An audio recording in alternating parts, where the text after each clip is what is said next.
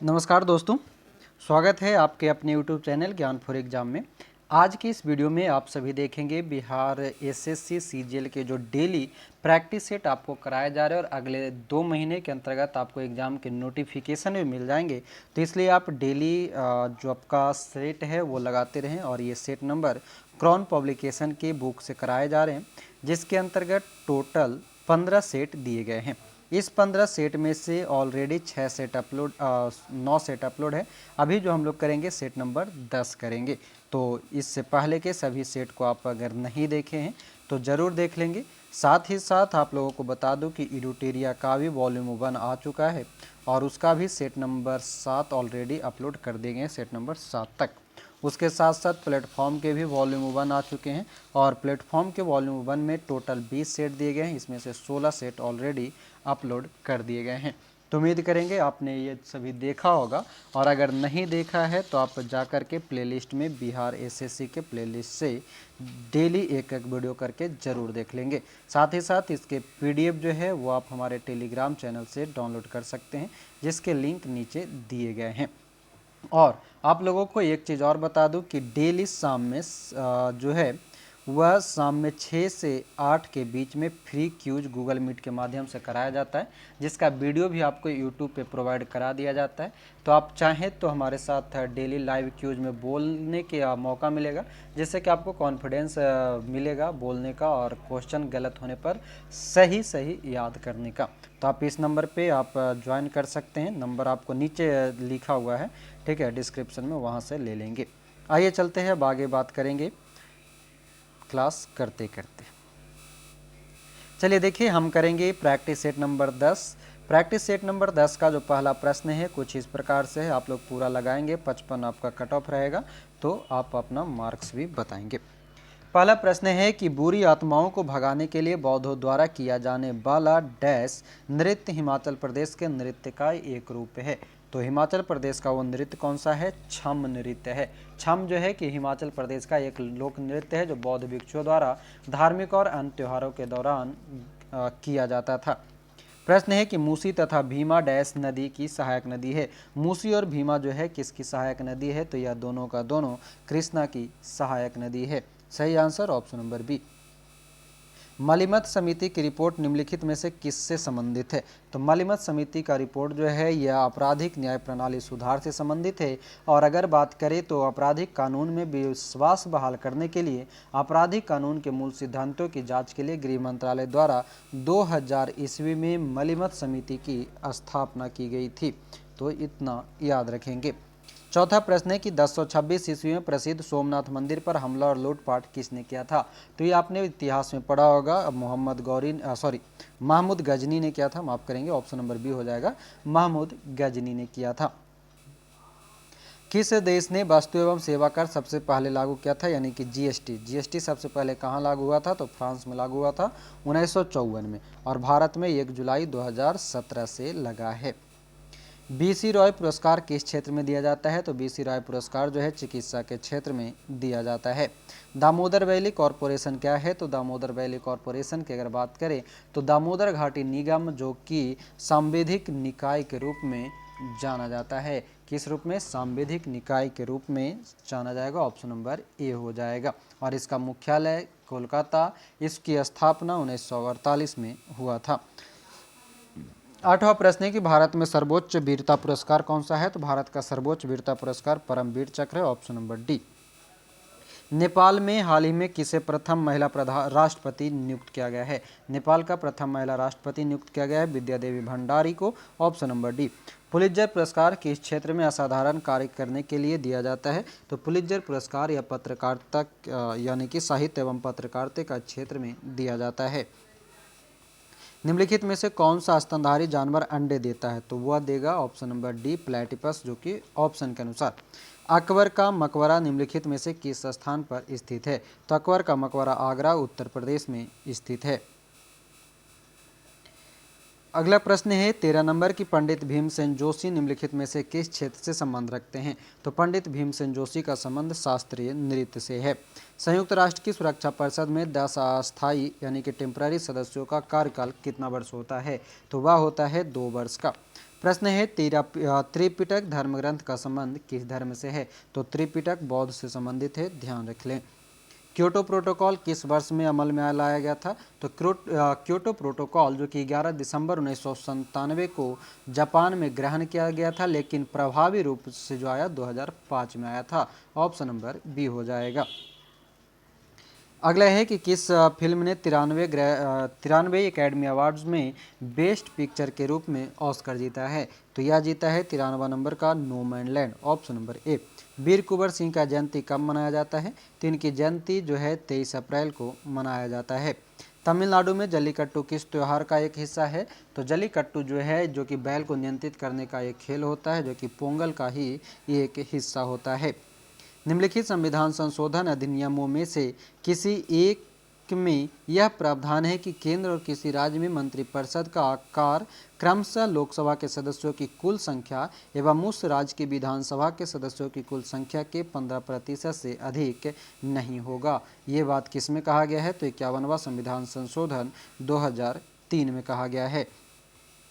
केंद्र सरकार ने मशहूर कॉमिक कैरेक्टर चाचा चौधरी को किस मिशन का आधिकारिक शुभंकर घोषित किया है? तो नमामि गंगे मिशन के लिए किया गया है।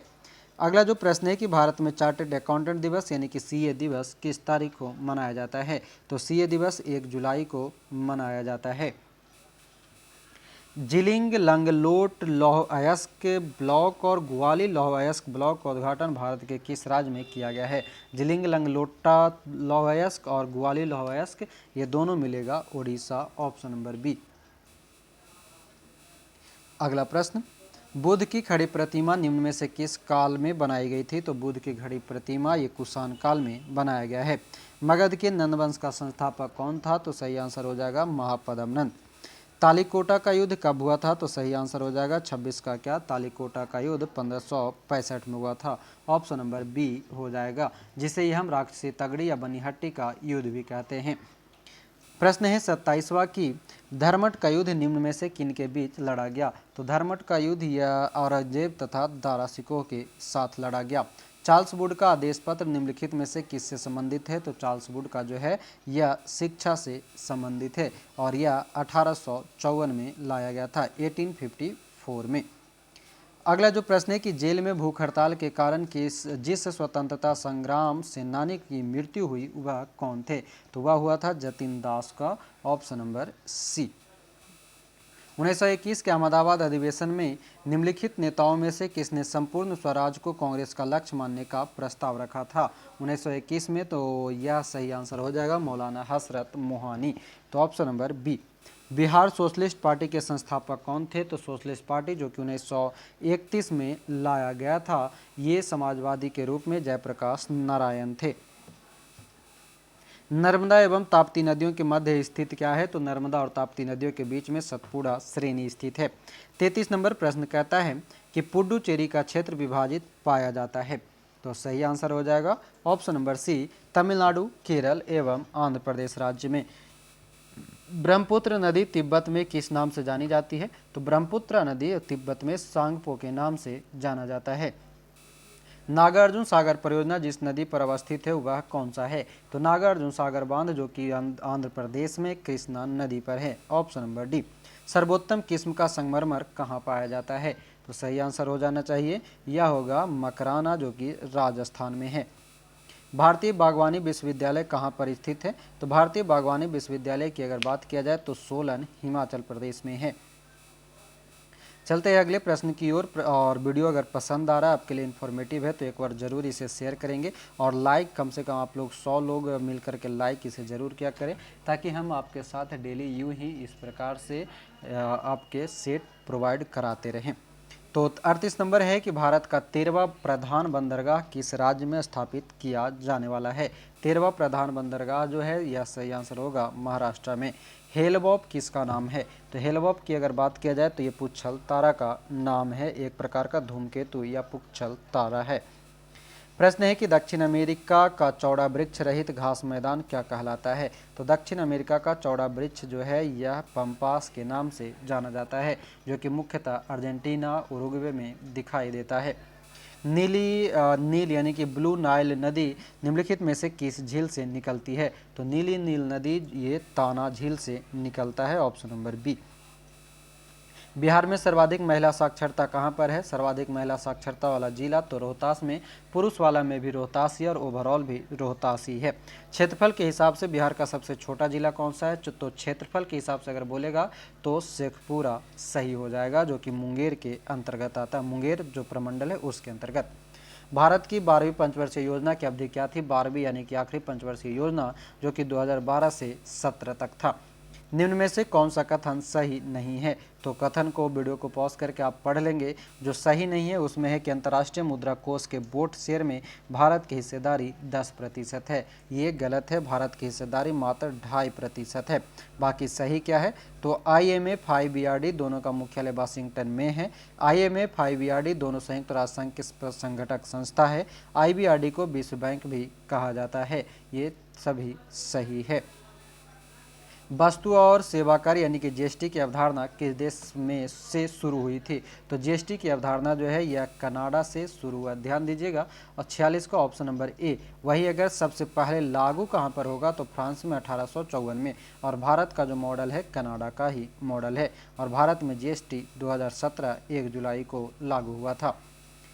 निम्नलिखित में से कौन सी रिपोर्ट सुमेलित नहीं है? तो नहीं है उसको देख लेते हैं। तो ऑप्शन नंबर डी कहता है कि वैश्विक आर्थिक संभावनाएं WTO। तो विश्व आर्थिक संभावनाएं रिपोर्ट जो है WTO नहीं वर्ल्ड बैंक के द्वारा जारी किया जाता है। बाकी विश्व रोजगार और सामाजिक आउटलुक इंटरनेशनल लेबर ऑर्गेनाइजेशन, वैश्विक वित्तीय स्थिरता रिपोर्ट IMF और वैश्विक प्रतिस्पर्धा सूचकांक वर्ल्ड इकोनॉमिक फोरम के द्वारा। भारतीय संविधान में कुल अनुसूचियां कितनी हैं? तो भारतीय संविधान में कुल 12 अनुसूची शामिल है। और मूल संविधान में कहेगा तब 8 है। अगला प्रश्न है कि निम्नलिखित में से भारत के संविधान का कौन सा अनुच्छेद कानून के समक्ष समानता से संबंधित है? तो कानून के समक्ष समानता की अगर बात किया जाए तो अनुच्छेद 14 सही होगा। अगला प्रश्न है कि संसद राज्य सूची के विषय के संबंध में कानून बना सकती है। तो संसद राज्य सूची के विषय में जो कानून बना सकती है वह है यदि राज्यसभा ऐसा संकल्प पारित करती है तब। तो 50 का सही आंसर हो जाएगा ऑप्शन नंबर बी। अब आगे के जो प्रश्न हैं सामान्य विज्ञान एवं गणित के हैं। तो इसमें सामान्य विज्ञान के 25 प्रश्न हम जानेंगे और 25 प्रश्न आपके मैथ के होते हैं। तो 51वां प्रश्न देखेंगे क्या कहता है।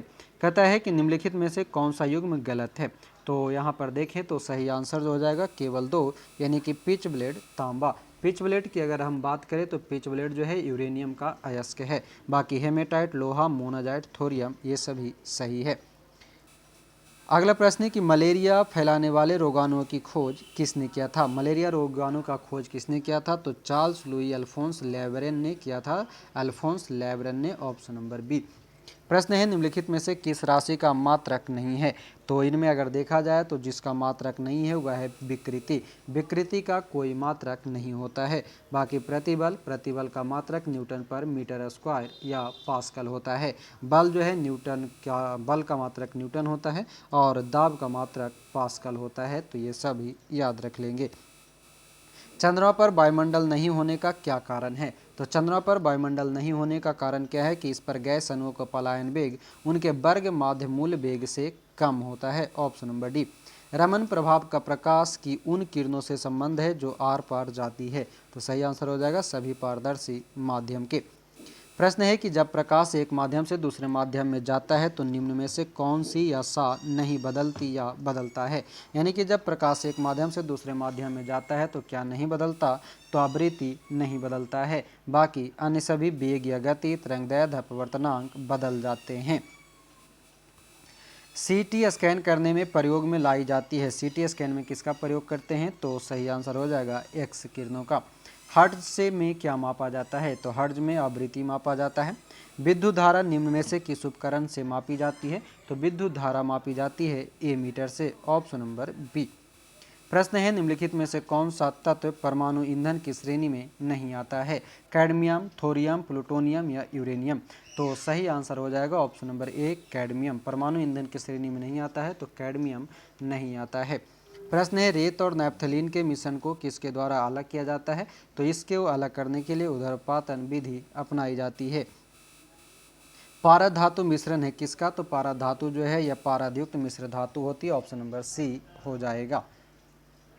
आगे चलते हैं, आखिरी के कुछ और प्रश्न बचे हैं, तो आप वीडियो को एक बार लाइक ज़रूर करें, शेयर भी ज़रूर कर दें ताकि और भी लोगों तक इसे पहुंचाया जा सके। प्रश्न है कि 63 कि हाइड्रोजन गैस का 1 मोल यानी कि अनुग्राम ऑक्सीजन आधिक्य में जलकर 290 केजी ऊष्मा देता है। उन्हीं परिस्थितियों में 4 ग्राम हाइड्रोजन गैस के जलने पर कितनी ऊष्मा उत्पन्न होगी? तो सही आंसर हो जाएगा 580 केजी। प्रश्न है पीएच एक मूल्यांक दर्शाता है क्या? तो पीएच जो है यह किसी घोल के अम्लीय या क्षारीय होने का मूल्यांक है। अगला प्रश्न है कि प्रथम विश्व युद्ध में निम्नलिखित में से किस एक का रासायनिक आयुध के रूप में प्रयोग किया गया था? तो रासायनिक रूप में मस्टर्ड गैस का प्रयोग किया गया था। मस्टर्ड गैस की बात करें तो C4H8Cl2S होता है, सल्फर मस्टर्ड के रूप में जाना जाता है। प्रश्न है निम्नांकित कथनों में से कौन सा सत्य है? तो वीडियो को पॉज करके सारे कथन पढ़ लेंगे और जो सत्य हुआ है कि आरडीएस एक विस्फोटक है, ये सही है। बाकी डीडीटी एक रोगाणुनाशक है, ये गलत है। टीएनटी एक कीटनाशक है, यह भी गलत है। और एलसीडी एक विषाणुनाशक है, यह भी गलत है। तो चलिए पूरा ऑप्शन ही बता देते हैं। डीडीटी जो है एक प्रकार का कीटाणुनाशक है, रोगाणुनाशक नहीं, ठीक है। टीएनटी यानी कि ट्राइनाइट्रोटोल्यूएन जो कि एक कीटनाशक नहीं विस्फोटक है। एलएसडी की अगर बात करें तो एलएसडी होता है लाइसर्जिक अम्ल डाइथाइलेमाइड जो कि एक भ्रम उत्पन्न करने वाला दवा है।